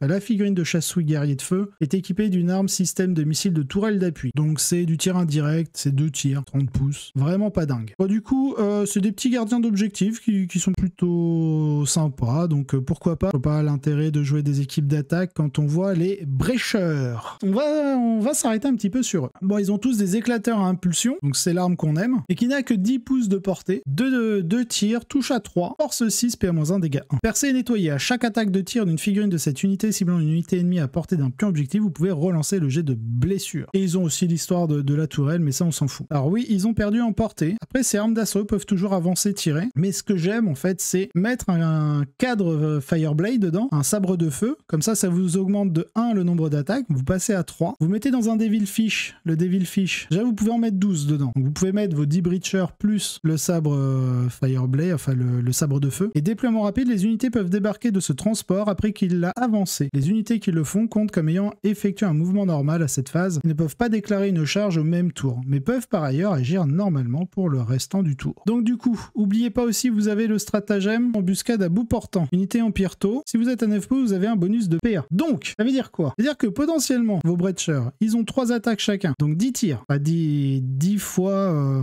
10 figurines qui tirent. Donc 10 fois 3, donc 30 tirs. Touche à 3. Ça a la règle désignateur laser. Donc, vous pouvez être une unité observatrice. Du coup, ignore le couvert. Donc 30 tirs. Touche à 3. Force 6. Force 6, vous blessez des Terminators sur du 3+. PA-1. Donc, via le stratagème, si vous êtes à 9 pouces ou moins, PA-2. 2, dégâts 1, ignore couvert grâce au désignateur laser. Vous pouvez, si vous êtes vicieux, vous pouvez utiliser le stratagème vu que vous êtes unité observatrice pour avoir plus 1 en capacité de tir, donc pour pouvoir avoir touché à 2+, mais là je trouve que ça commence à faire cher. Sachant que derrière on va avoir le petit combo. Voilà, vous avez avancé avec votre transport, vous avez débarqué à 3 pouces, entièrement à 3 pouces du transport. Voilà, le but c'est d'avancer avec le véhicule, de débarquer, vous tirez, vous avez plus 1, tout ça, patati patata, vous détruisez l'unité, admettons. Et une autre unité qui arrive, elle vous tire dessus, elle vous fait peut-être 2 morts, paf. Et là, elle va chercher à vous charger. Et ce que vous pouvez faire, vu que vous avez le mot-clé grenade, hop, je vous remets, vous avez le mot-clé grenade ici. Du coup, vous pouvez utiliser la doublette de stratagème que j'aime beaucoup, grenade à photon, donc grenade en Pyrto, c'est bon. Vous faites faire à l'unité adverse un test de battle shock, d'ébranlement, et il a -2 à sa charge. Et derrière, une fois que vous avez utilisé celui-ci, vous utilisez embarquement de combat, comme ça vous ciblez votre unité d'infanterie en Pyrto qui a été ciblée qui est la cible d'une charge, et vous ciblez un transport ami, ça tombe bien, ils sont juste à côté, et vous pouvez embarquer dans ce transport. Donc on revient là on a une charge à 5, donc vous faites votre test, allez admettons, il réussit. Vous avez -2 sur le jet de charge, hop, on rembarque. Du coup c'est pas une charge à 5, donc plus de 7, vous êtes à 8, donc pour être à portée d'engagement c'est 1 pouce, donc vous devez faire une charge à 7, on est à 8,2, donc une charge à 8, à 7 vous serez à 1,2, donc vous serez pas en portée d'engagement. Donc charge à 8, plus de 10, donc vous voyez on est passé d'une charge à 5 puis à 7, maintenant à 10, ça commence à être pénible. Bon, bien sûr ça a coûté 2 points de commandement, je dis pas c'est cher, mais c'est une combo qui est plutôt sympa parce que ça vous permet justement de garder votre petite unité dedans. Et si en plus vous êtes tour 3, sur vos 30 tirs vous avez touche soutenue 1, vu que vous n'êtes pas l'unité guidée mais l'unité observatrice, donc voilà, mes 30 tirs qui touchent à 3, avec le coyon, hop, touche soutenue 1, tac, blesse à 3, donc vous êtes potentiellement PA-2, ignore couvert, donc le Marines à 5, 2, 4, 6, 8, 9 PV, commence à faire mal. Si en plus vous avez quelques petites relances, et vous avez une défense contre les charges. Bon, vous n'avez pas de défense contre les tirs, certes, mais vous avez une défense contre les charges, avec ces 2 stratagèmes. L'intérêt de faire ça, oui, tu peux nettoyer les objectifs, parce que du coup, ils ont une relance des jets pour blesser, que je n'ai pas compté. Le sabre de feu, il est juste là pour donner plus un tir, c'est tout. Donc faudra faire des stats. Est-ce que c'est pas plus intéressant d'avoir un éthéré qui te donne potentiellement un point de com, une insensible à la douleur, ou un sabre de feu qui te donne plus un tir? Donc ça, j'ai pas fait les stats en vrai, on va être très très précis là-dessus. Et je trouve que franchement les Breacher Devilfish avec un sabre de feu, je trouve ça très intéressant. Et bien sûr, comme je disais, si vous attaquez à chaque attaque de tir d'une figurine de cette unité, ciblant une unité ennemie à portée d'un pur objectif, vous pouvez relancer le jet de blessure. Donc vous êtes full reroll bless. Donc clairement, Devilfish, Breacher, sabre de feu, vous avez 30 tirs, touche à 3, potentiellement PA-1 ou -2 si vous recramez un PC en plus, sachant que le mieux c'est de le faire à partir du tour 3 pour avoir la touche soutenue, ou alors, mais là je trouve pas ça intéressant du tout, c'est d'utiliser ça sur le cadre. En Pyrto seulement, il est pas mentor croûte, comme ça vous pouvez faire ce genre de tricks à partir du tour 2, mais l'unité de Breacher elle va vite voler, donc vous allez vite perdre le parangon du Coyon, donc c'est pour ça que le parangon je préfère le mettre sur un commandeur, Crisis ou Colstar, que de la mettre sur un cadre. La rigueur, c'est dévastation par l'harmonie, c'est l'unité que vous allez guider, parce que vu que vous êtes désignateur laser, vous pouvez être désigné comme unité observatrice et vous donner touche fatale à vos copains. Donc en gros, je pense que c'est une bonne combo à faire typiquement sur du Terminator. Enfin, en tout cas du Terminator-like. Endurance 5, vous blessez quand même à 3, ignore couvert, PA-2, donc ils vont sauvegarder à 4+, et s'ils font armure du mépris, ils vont sauvegarder à 3+, mais vous envoyez une chier de tir, et derrière, vous avez en plus votre unité guidée de Crisis, des touches fatales qui permet de blesser beaucoup plus facilement. Donc voilà, c'est une combo que j'aime beaucoup aussi. J'aime bien la Colstar avec les 6 Crisis, j'aime bien le cadre, le sabre de feu avec les Breacher et leur Devilfish. Et en termes de points, on est sur un Devilfish ABCD à 95, Breacher 115, donc on est à 205, 210 et les 50 points du sabre de feu, donc 210, 260. Donc voilà, c'est une combo qui est pas si chère, 260 points, vous avez un Devilfish, 10 Breacher, un cadre. C'est en gros les 2 grosses combos que j'ai repérées, que j'aime bien dans les taux. Après, il y en a un autre aussi que j'aime bien, on y reviendra. Bon, les Carnivore Croûte, en dehors de leur côté éclaireur, je suis même pas sûr qu'ils puissent enfin, je suis même pas sûr qu'il soit rejoué, en vrai. C'est 10 à 20, hop, ça coûte combien? Croûte carnivore, 75 points les 10. Ouais. Bon là, c'est de la PA 0, hein, 2 tirs qui touchent à 4. Vous pouvez avoir plus 1, bon, je touche sur les croûtes carnivores à 6 pouces autour. Bon, les exos armure crisis, on en a parlé, hein. Auto advance. Ah, déjà, si vous prenez un éthéré, juste pour gagner le point de co, il peut vous tenir un objet dans votre zone de déploiement. Ça, c'est ok. Ouais, vous avez peut-être cramé une unité de... Ah non, un Croutox. Attends, le Croutox. Ah, peut-être que le Croutox, il sera mieux. Croutox, c'est 2. Bah voilà. Ça coûte moins cher que 10 croûtes. 3 fois 1 Croutox. Voilà, vous pouvez tenir un objet. Et c'est que 5 points de plus que les chiens, donc en vrai, endurance 5, 4 points de vie, ça peut tenir correctement un objet. Bon, ça vous donne du tir de merde, mais pourquoi pas? C'est pas impossible du coup. CO2, ça tient l'objet. Long Strike et Croutox. Allez, emballer, c'est peser. Pour les exos armure crisis, on en a beaucoup parlé, ça auto-advance de 6, donc la combo avec le Call Star, comme ça il bouge de 12, plus 6, puis derrière pour 2 PC, hop, vous refaites un normal move. On va passer sur les crisis, les Steels. Alors les Steels, c'est une unité que j'aime beaucoup aussi, elle peut être observatrice, bon elle n'a pas le désignateur, mais le Chavre, vous pouvez lui mettre un drone de marquage, comme ça vous avez le mot-clé de désignateur laser. Infiltrateur discrétion, donc quoi de mieux, what else, 2 points de vie, save à 3, franchement correct. Ils ont de la saturation avec leur canon induction, vous pouvez leur mettre un éclateur à fusion, mais en vrai c'est pas leur taf. Pour moi leur taf c'est vraiment d'être observateur d'avant-garde, c'est chaque fois que cette unité est une unité observatrice, parce qu'à la fin de la phase, à chaque attaque de tir d'une figurine de son unité guidée, ciblant son unité pointée, relancer tout jet de blessure de 1. Et donc je pense que si on les prend juste en canon induction pour avoir de la saturation, on met, allez, un drone armé, un drone marquage, à la rigueur, bah en fait t'es trop bien. Donc il peut se combiner, vous savez, avec l'unité de crisis, vous la mettez en guidée, qui a le commandeur crisis, qui a la relance des 1 pour toucher, et donc pour blesser, bah vous commencez à avoir une petite combo plutôt sympa. Et vous avez aussi la balise de position, une fois par bataille, vous pouvez utiliser le stratagème arrivée précipité pour 0 point de commandement. La cible doit être placée à 3 pouces de l'unité du porteur et à plus de 9 pouces des unités ennemies. Donc ça c'est plutôt sympa, je trouve. En fait, à chaque fois que vous allez utiliser des stratagèmes pour 0 point de commandement, c'est souvent de très bonnes choses, puis arrivée précipitée, ça vous fait arriver pendant le tour adverse. Ça c'est plutôt cool. Vous imaginez entre vos brécheurs qui sont full reroll bless contre des unités qui sont sur un marqueur objectif, vos crisis derrière avec le commandeur crisis qui va être reroll des 1 pour toucher et reroll des 1 pour blesser,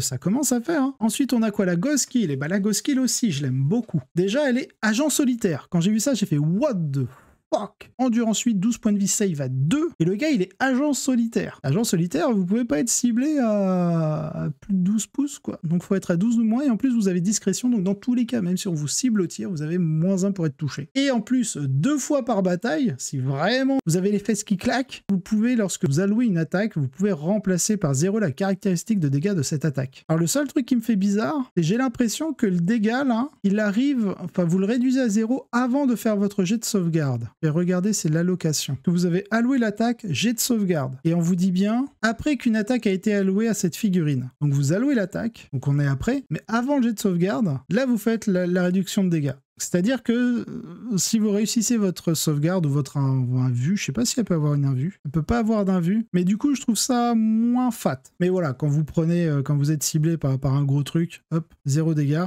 sachant que c'est après une attaque, peu importe laquelle, qu'elle soit de tir ou de mêlée, donc ça c'est plutôt cool. Et bien sûr dans ces équipements, donc soit vous allez avoir, c'est le collisionneur à fusion, c'est que 2 tirs, qui touchent à 4, pas dingue, et du coup je préfère largement virer le collisionneur à fusion pour prendre le cyclo harasseur. De base natif, il est dégâts 2, ce qui est très correct. Bon, PA-1, c'est un peu bas. Force 7, c'est bien. Petit tir fixe, voilà, pas besoin à tergiverser. En surcharge, vous êtes dégâts 3 PA-2, c'est pas horrible. J'aime bien. Sachant que derrière, vous avez lance-flamme-taux jumelé, et surtout, vous pouvez les échanger, je crois, par un des choix suivants, donc un éclateur à fusion jumelé. Donc vous pouvez avoir potentiellement à 12 pouces, vous pouvez avoir 3 tirs de fusion, hein, du collisionneur puis un de l'éclateur. Mais je préfère le cyclo harasseur. Équipe de tir furtif, voilà, c'est elle dont je parlais au début du stream, où en fait pour chaque figurine, vous retirez, c'est où? C'est là, voilà. La figurine d'observateur furtif et les figurines de drone sniper sont traitées comme une seule figurine en termes de règles. Toutes les distances sont mesurées depuis et jusqu'à la figurine d'observateur furtif. Les figurines de drone sniper ne comptent pas comme des figurines au regard des règles. Qu'en fait, quand vous tirez, c'est à partir de lui. Et en fait, ils se servent des drones, vu que vous avez 3 drones, bah plus lui, ça vous fait en fait un décompte de points de vie, et je trouve ça assez sympa. Donc l'équipe de tir furtive, je pense pas qu'elle soit jouée, mais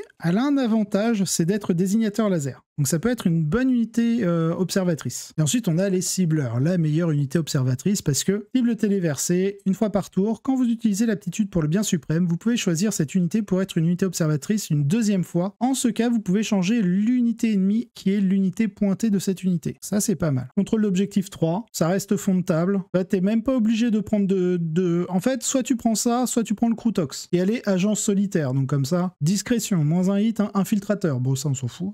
Quoique, on s'en fout pas tant que ça, hein. Pas tant que ça, infiltrateur, c'est fort, hein. C'est fort. Et du coup, quand vous êtes déployé en quart de table, là, c'est votre zone, bah, vous pouvez mettre une petite unité de ciblage là, hein. Elle tient l'objet, elle se tient à portée, peut-être même plus par là, là. On vous dit... Dans la note, toutes les distances sont mesurées depuis et jusqu'à la figurine d'observateur furtif. Donc vous pouvez pas utiliser les drones. Oui, là, vous me voyez peut-être bouger la souris, mais parce que je suis up là-dessus. Voilà, ici. En fait, mesurer toutes les distances à partir de la figurine d'observateur furtif, bah, du coup, c'est même les contrôles des objectifs. Enfin, vous vérifiez les portées par rapport à lui et pas par rapport au drone. Donc on peut pas vraiment cheater. On va dire que c'est lui. Tu vois, tu peux pas mettre genre... les drones comme ça pour avoir et le contrôle et les lignes de vue. Et obligé toujours de prendre par rapport à lui. Voilà. Mais bon, agent solitaire, infiltration, ça permet de faire ce genre de move. Voire même, hop, mais par là. Hein. Là, t'as des lignes de vue par là, t'as un petit peu de lignes de vue là, c'est pas horrible. Hein. Alors, effectivement, par contre, combien en points? Alors, c'est équipe de tir furtif, 70 points, donc on est 5 points de moins que le Croutox, c'est ça? Non, pardon, 35 points le Croutox.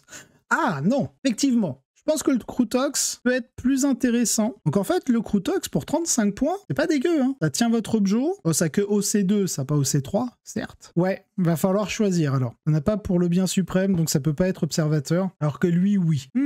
Alors je pense, vous prenez qu'un seul Croutox pour le mettre dans votre zone de déploiement, genre ici. Voilà, il tient l'objet pour 35 points. Ça vous évite de payer 50 points l'éthéré à la rigueur. Ou alors vous pouvez mettre un éthéré avec, hein, puis comme ça avec les antifaibles à 9 pouces 2, vous pouvez repousser un peu plus. Et vous prenez une unité d'équipe furtive, comme ça vous pouvez l'infiltrer pour prendre le contrôle d'un objet qui n'est pas celui de votre zone. Mais il y en a, voilà, mais prendre celui qui est juste à côté de votre zone. Je pense que ça peut se faire. Mais en tout cas, c'est sympa. Agent solitaire, infiltrateur, discrétion. Tant que cette figurine est une unité guidée, à chacune de ses attaques ciblant son unité pointée, vous pouvez relancer le jet de touche. Ça, Osef, on voudra jamais qu'elle soit l'unité guidée. Hein. L'unité guidée, ça va être du breacher, enfin, pas forcément le breacher, mais surtout les crisis. Après, il faudra voir ce qui vous reste. Les équipes de cibleurs. Donc, eux, on disait, vous pouvez choisir cette unité pour être une unité observatrice une deuxième fois. En ce cas, vous pouvez changer l'unité ennemie qui est l'unité pointée de cette unité. Donc, ça peut te faire 2 unités guidées avec une seule unité observatrice et 2 unités ennemies pointées. Pourquoi pas. Drone inhibiteur, est-ce que vous... Ouais, ici, inhibiteur pour infliger un malus de 2 à la charge pour sauvegarder l'unité. Elle coûte combien, elle? Équipe de cibleurs, 120 points les 10. Ah oui. Un peu cher pour ce que ça fait. C'est un peu cher pour ce que ça fait. Parce que fusil à ion, ça vous pouvez en avoir 3 à la rigueur. C'est 3 tirs, touche à 5. Et vu que c'est l'unité observatrice, vous n'avez pas de +1 pour toucher. Sauf si vous utilisez le stratagème. Mais vous avez ignore cover. Pourquoi pas. Vous pouvez mettre aussi ces fusils rails. Mais bon là, vu que vous pouvez avoir 3 figurines avec cette arme dedans, bah, ça vous fait que 3 tirs, touche à 5. Donc je pense que juste à poil... Bon non, en fait, vu que les équipements sont gratos, je pense que vous mettez le fusil à ion et basta, hein, en vrai. Mais ouais, je pense que peut-être une unité suffirait pour accompagner le reste. Le Piranha. Ah, voilà, une autre unité que j'aime beaucoup. Le Piranha, mine de rien, c'est 55 points, je crois, ouais. 55 points la figurine. Vous pouvez avoir des unités de 3, de 1, 2 ou 3. En termes d'armement, ils sont pas exceptionnels. C'est pas une unité létale, parce que vous pouvez virer le canon induction pour mettre un éclateur à fusion. Vraiment pas fou. Mais... tactique de harcèlement par drone. À la fin de votre phase de mouvement, choisissez une unité ennemie à 12 pouces de cette unité. Cette unité ennemie doit faire un test d'ébranlement. Pas forcément visible. Tant qu'elle est à 12 pouces, l'unité ennemie, vous pouvez la choisir. Par contre, moi, ce qui va m'intéresser, c'est genre éclaireur 9 pouces, mouvement 14, distance de la capa à 12 pouces. Donc ça veut dire que T1, vous faites 9 pouces. Avant le T1, vous faites 9 pouces. En gros, vous avez fait 9. Mouvement 14, donc vous avez fait 23. Plus 12, 23, 33, 35 pouces. Donc si vous jouez 3 unités d'un Piranha, en fait, c'est à la fin de votre phase de mouvement, choisissez une unité ennemie de cette unité. Donc si vous choisissez une unité de 3, bah, c'est qu'une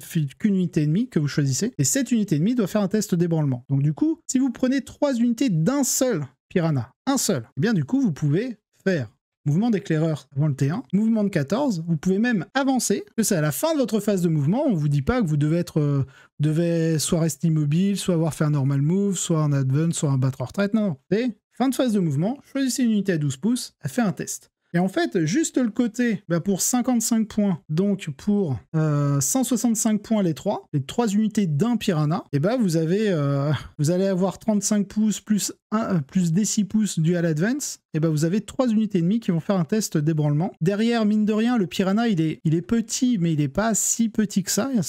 Il est un peu plus gros qu'un Landspeeder. Donc vous pouvez move block votre adversaire avec ça. Vous êtes endurance 7, si vous êtes force 5, genre en mêlée, force 6, blessé sur du 5. 7 points de vie, ça devient chiant. Et vous devez le cibler, avec quelques armes anti-char. Ça passe sans problème. Mais je veux dire, c'est des tirs que vous allouez là-dessus, que vous n'allez pas allouer à d'autres unités de l'armée taux. Je veux dire, il y a 7 points de vie à enlever quand même. Les tests d'ébranlement, alors vous prenez votre caractéristique de commandement, donc vous faites un peu comme un test de commandement, vous lancez 2 dés, vous devez faire égal ou supérieur. Si vous réussissez, rien ne se passe. Si vous ratez, vous êtes contrôle d'objectif 0. Vous ne pouvez pas utiliser de stratagème sur l'unité qui est ébranlée. Et le troisième truc, c'est lorsque vous désengagez, vous faites forcément un test de fuite désespérée. Un test de fuite désespérée, c'est vous lancez un dé. Sur un 1 et un 2, vous perdez une figurine. Alors, pour pouvoir faire un test de fuite désespérée, il faut 2 conditions. Admettons, vous n'êtes pas ébranlé. Voilà, vous êtes normal, pas de problème. Si vous désengagez une unité sans traverser de figurine adverse, il se passe rien. Par contre, la même unité qui est intacte, mais là qui traverse des figurines ennemies lorsqu'elle désengage, là vous faites un test de fuite désespérée. Donc vous lancez un dé par figurine, sur des 1 et des 2, c'est une figurine morte, figurine détruite. Ensuite, si vous êtes ébranlé, si vous désengagez une unité ennemie sans traverser de figurine ennemie, vous faites quand même un test de fuite désespérée. Et si vous traversez les figurines ennemies, vous n'avez pas de malus supplémentaire, vous faites déjà un test de fuite désespérée. Donc voilà ce qu'est en fait le test d'ébranlement, ce qu'il impose. Mais sinon, même si vous êtes ébranlé, vous pouvez bouger, tirer, charger. C'est à peu près la même envergure. Je veux dire, 3... Voilà, vous faites 9 pouces machin, vous pouvez en mettre genre un comme ça, le troisième là, le mec il sort pas de chez lui en fait. Ou alors il est obligé de passer par là, ou alors par là. Vous voyez un peu la stratégie avec. Donc vous bloquez, vous prenez les objets, vous faites votre boui-boui, vous faites vos observateurs, vos unités guidées patati patata. Et franchement, vous avez 3 piranhas qui vont emmerder leur monde et qui vont faire des tests d'ébranlement en plus. Après, s'il a vol, il peut passer par-dessus. Pas de problème, mais il faut avoir vol. Ils ont le bien suprême, donc au pire, vous êtes une unité observatrice. Au pire, ok, vous n'avez pas le désignateur laser. Ne pas avoir le désignateur laser, ça veut juste dire que vous n'aurez pas l'ignore couvert. C'est tout. En fait, il a une résilience qui est correcte pour bloquer. Pas une unité qui va dire, vas-y, je te bloque, tu me passes pas, tu me détruis pas. Non, je dis, vous allez gagner un tour. Je pense que votre adversaire, en un tour, il peut gérer les 3, pas de problème, mais il a utilisé de la ressource. Et c'est des ressources qui vont pas impacter le reste de votre armée. Donc, franchement, 165 points, vous avez 3 unités d'un piranha. Je trouve pas ça moche. Il y a un petit truc sur l'éclateur à fusion quand même que je tiens à faire remarquer, c'est que c'est fusion 4. Donc si vous arrivez à 6 pouces après un pré-move de 9 et un mouvement de 14, vous avez fait 23 pouces, plus 6 pouces, potentiellement il peut se prendre un tir, qui touche à 4, certes, force 9, en général ça va blosser à 4 ou à 5, mais vous êtes quand même des dégâts des 6 plus 4. C'est pas horrible. Je préfère la saturation parce que c'est une meilleure portée, puis on se prend pas la tête avec le fusion 4. Donc, mais c'est surtout voilà, la tactique de harcèlement avec les piranhas, ça peut être super intéressant. Les frelons V-Speed, je les aime bien parce que PA-2 dégâts 2, leurs armes, 2 tirs, par contre touche à 4. Ça, c'est un peu dommage. Assaut, donc ils peuvent advance et tir. Bon, ils ont une endurance 4, save à 4, c'est pas exceptionnel. Ils ont agilité aéroportée à la fin de votre phase de mouvement. Si cette unité n'est pas en portée d'engagement d'aucune unité ennemie, vous pouvez la retirer du champ de bataille et la placer en réserve stratégique. Vu qu'il y a frappe en profondeur, c'est dans les commentaires de concepteurs. Je crois que c'est là. Si une unité avec l'aptitude frappe en profondeur arrive des réserves stratégiques, le joueur en contrôle peut choisir que cette unité soit placée selon les règles de réserve stratégique ou en utilisant l'aptitude frappe en profondeur. Cela s'applique également si une unité avec l'aptitude frappe en profondeur est placée en réserve stratégique durant la bataille. Donc ça veut dire que vos V-Speed, hop, avec ça, à la fin de votre phase de mouvement, s'ils sont à un endroit qui craignent un peu, ou juste vous avez besoin de les placer ailleurs sur le champ de bataille pour marquer des points de victoire sur un objectif tactique, hop, vous les remettez en réserve et vous les faites venir à 9 pouces de toute figurine ennemie, enfin toute unité ennemie. Et là, c'est plus une unité de scoring et en termes de points, l'on va speed 75 points les 5. Donc c'est une petite unité assez intéressante pour le scoring. Les chiens croûtes, on en a parlé. Donc ils sont éclaireurs 9 pouces discrétion. Donc si vous avez besoin d'unités en fait pour créer un écran pour éloigner un maximum les unités qui arriveraient de réserve stratégique, ou de réserve tout simplement. Et du coup, je les trouve vraiment excellentes avec leurs 9 pouces contre 7 des carnivores croûtes. L'unité de 4, on avait dit c'était combien? 30 points? Chez un croûte, 30 points. Bah franchement, ça fait le taf. Ça a -1 pour être touché, comme les carnivores croûtes. La broadside. Alors la broadside, c'est 110 points la broadside. C'est un peu cher. Les figurines de cette unité ont l'aptitude insensible à la douleur 4+, contre les blessures mortelles. Ça, c'est plutôt cool. Véhicule marcheur. Alors le fusil rail lourd, c'est quand même 2 tirs. Touche à 4. Mais du coup, si c'est une unité guidée, touche à 3. Si on a Shadow Sun pas loin, reroll D1. Force 12, PA-4, dégâts D6 plus 1, là on commence à voir quelque chose. Par contre, 330 points l'unité de 3 est cher pour les 6 tirs de Raygun. Bon, il n'y a pas que 6 tirs de Raygun, parce que vous pouvez les échanger, vous pouvez déjà échanger par une nacelle de missiles à haut rendement. Donc là, c'est 6 tirs, force 7, PA-1, dégâts 2, jumelés, donc relance DG pour blesser. Et derrière, bon, vous pouvez rajouter des fusils plasma froid jumelés ou du missile seeker, etc. En tout cas, dans les drones, vous avez drone lance-missiles qui peuvent se rajouter. Lance-missile, je rappelle, c'est 2 tirs de force 7, PA-2, dégâts 2, touche à 5+, donc si c'est guidé, touche à 4. Sachant que vous pouvez en avoir 2 par figurine, donc vu qu'ils sont 3, donc les drones lance-missiles, il faut de 12 tirs, touche potentiellement à 4 via l'unité guidée, relance D1 pour toucher avec Shadow Sun, plus la touche soutenue à partir du tour 3. Derrière, vous rajoutez les 6 tirs x 3, donc 18 tirs de force 7, PA-1, dégâts 2. Moi, je trouve ça mignon. Bon, par contre, il faudra clairement comparer le coût d'une unité de 3 broadside, qui est que 62 points de moins, une unité de 6 crisis. Faudra voir. Et ce qui est le plus impactant, je pense que l'unité de crisis sera plus intéressante, à peu près le même coût. Après, à voir, si vous n'avez pas la place de placer une unité de crisis, bah, avoir une unité de broadside, ça reste pas nul en soi. Et 8 points de vie contre 4 les crisis. Donc voilà. Ensuite, on va passer à la Riptide. Je trouve intéressante avec l'accélérateur à ion parce qu'il peut monter à dégâts 4. Et dégâts 4, c'est pas mal parce que les Terminators avec bouclier, ça a 4 points de vie. Le Charge Nova est plus aussi bien que tout ce qu'on a connu dans les autres versions parce que là, c'est juste une fois par bataille. À la phase de tir, vous gagnez en gros blessure dévastatrice sur une arme de tir. Une arme de tir, c'est pas genre sur 16 armes de tir. C'est une arme de tir. Et là, tu fais ah. Bon, en tout cas, un truc qui est bien, c'est qu'elle peut ignorer de base les modificateurs au jet de touche. Pas tout ou en partie, et c'est un vu à 4 natifs. 235 points, c'est un peu cher pour avoir 6 tirs ou 12 tirs quand même. Pas certain qu'elle soit rejouée comme avant. Bon voilà pour la Riptide. Le char Hammerhead, bon bah on l'a vu, en fait ça a 2 des premières capacités de long strike. C'est le plus un touche contre les monstres et véhicules, et après c'est la relance touche et la relance blesse. Niveau des équipements, après c'est pareil, ça touche à 4. Le Skyray. Skyray, je l'aime bien. Skyray, on regarde juste son équipement, un rack de missiles Seeker, bon, 2 carabines impulsion, et vous pouvez échanger par 2 canons à induction accélérée ou 2 missiles système. Bon,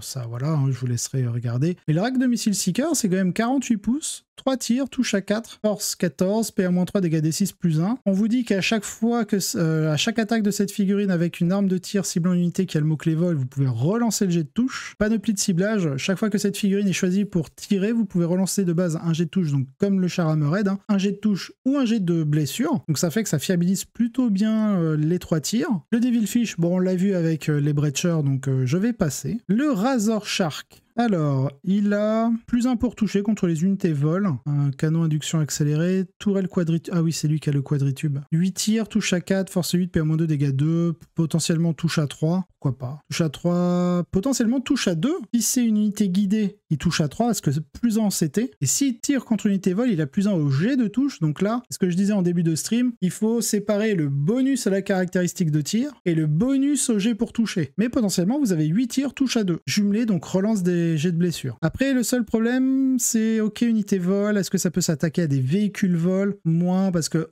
force 8, en général, c'est endurance 9, il me semble. Les unités volantes ou endurance 10, comme le Razor Shark. Donc difficile. Mais plutôt contre les unités, genre les réacteurs dorsaux. C'est de l'infanterie, c'est ça le mot-clé vol. Donc plus 1 pour toucher, puis PA-2, dégâts 2. C'est plutôt bon. Bombardier Sun Shark. Un peu déçu pour lui. Parce qu'en fait, quand vous croisez une unité, maintenant, c'est vous lancez 6 dés, c'est sur 3+, que vous faites une blessure mortelle, donc en moyenne 4 blessures mortelles. Après, vous êtes sur vos équipements de base. Donc c'est les mêmes équipements, en gros, que précédemment. La Storm Surge. Bon, là, on est déjà sur quelque chose. Endurance 11, très correct comme endurance. Sauvegarde à 2+, 20 points de vie, 1 vu à 4. Marcheur lourd, donc ça, c'est juste qu'il peut, lorsqu'il marche, il peut traverser les terrains qui font 4 pouces ou moins. Alors ça, je pense que ça va être problématique parce qu'il me semble que les nouveaux décors de Games, enfin les nouveaux qui datent un petit moment quand même. Mais en gros, les décors basiques de Games, les étages, c'est 5 pouces pour les ruines. Je me dis qu'en fait, bah, il peut pas passer. Voilà, il ignore les terrains de 4 pouces ou moins. Et oui, effectivement, quand il explose, il balance beaucoup de BM, Darwin. Des 6+2, potentiellement 8 BM.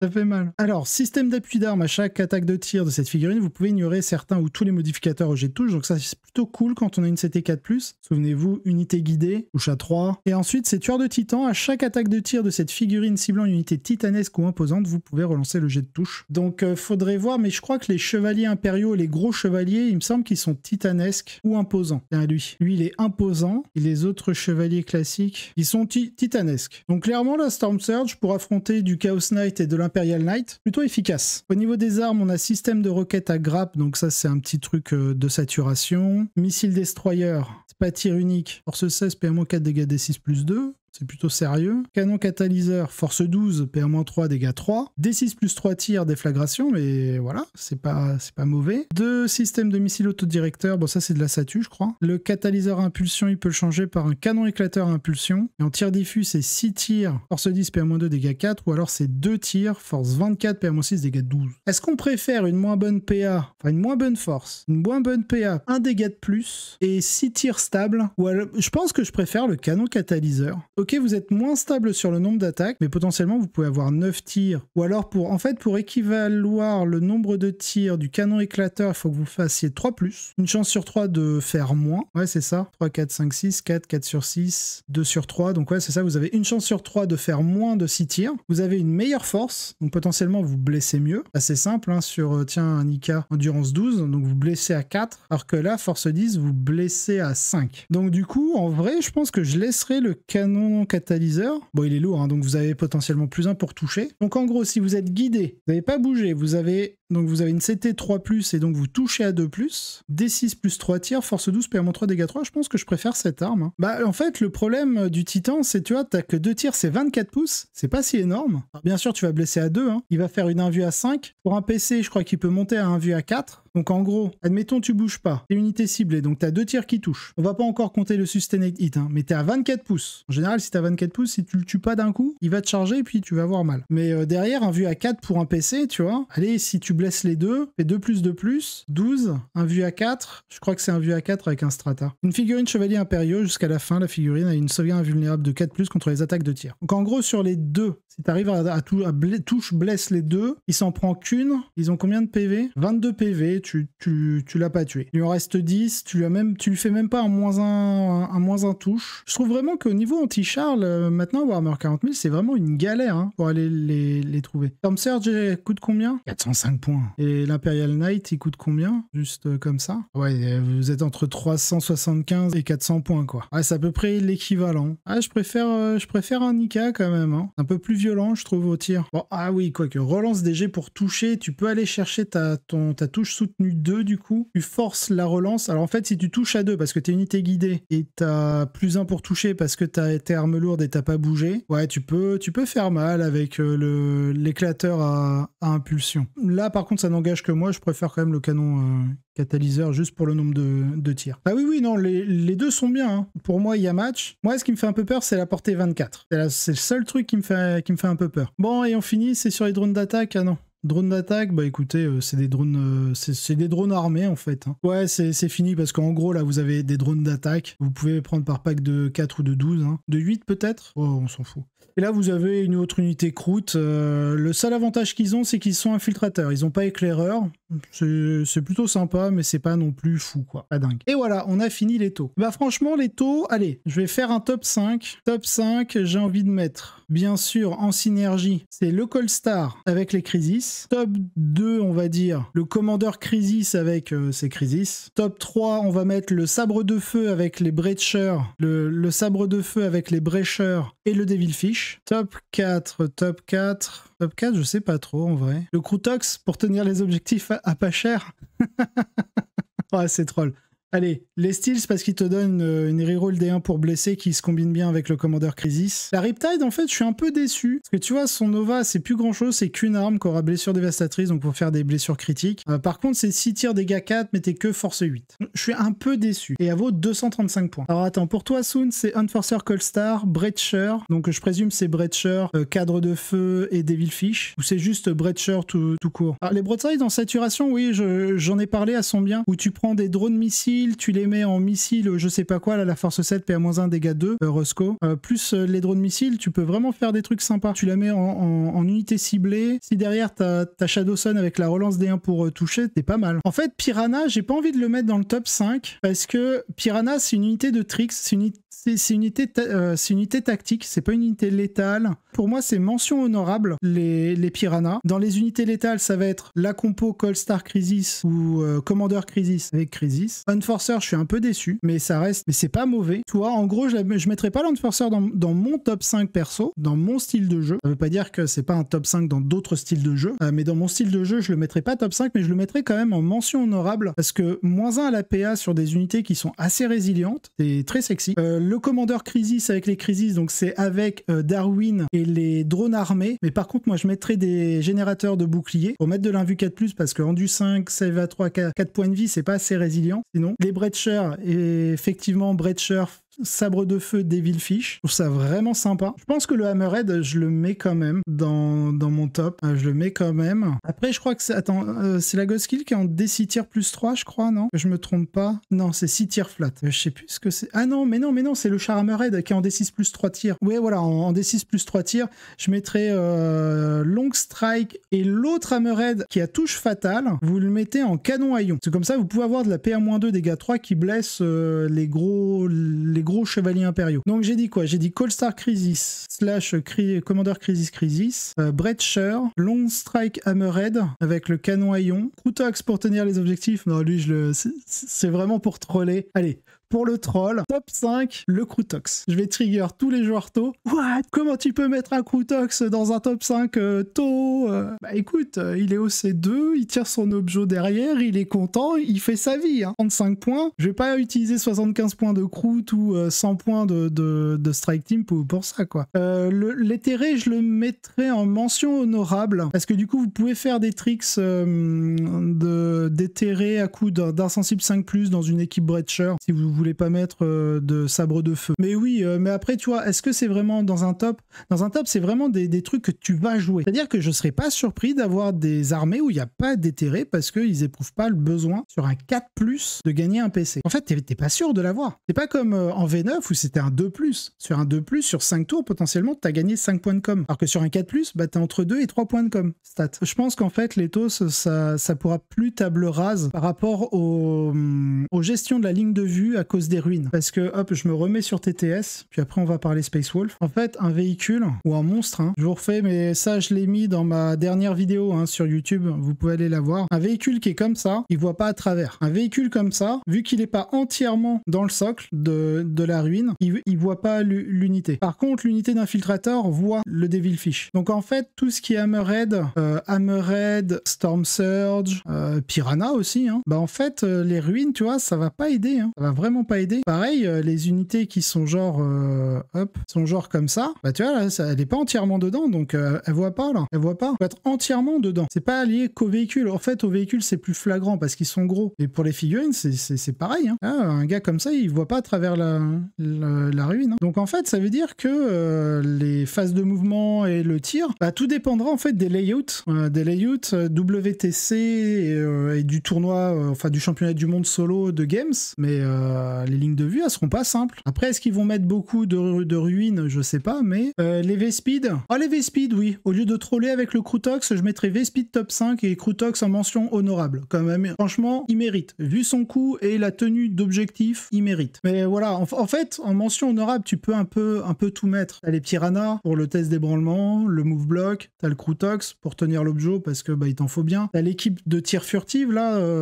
qui peut s'infiltrer, qui est agent solitaire, discrétion. Tu peux vraiment mettre beaucoup. Tu peux mettre les cibleurs, parce qu'ils peuvent être 2 fois unité observatrice dans un même tour. Bah maintenant, en V10, je trouve que le primaire est beaucoup plus important, parce que sur les 90 points, c'est 50 points. Le primaire, c'est 50 points. Le secondaire, c'est 40. Et vous avez toujours les 10 points de peinture. Donc en fait, le primaire est beaucoup plus important qu'avant. Bien sûr, faudra faire du secondaire, hein. Faudra l'étudier pour construire avec, mais oui,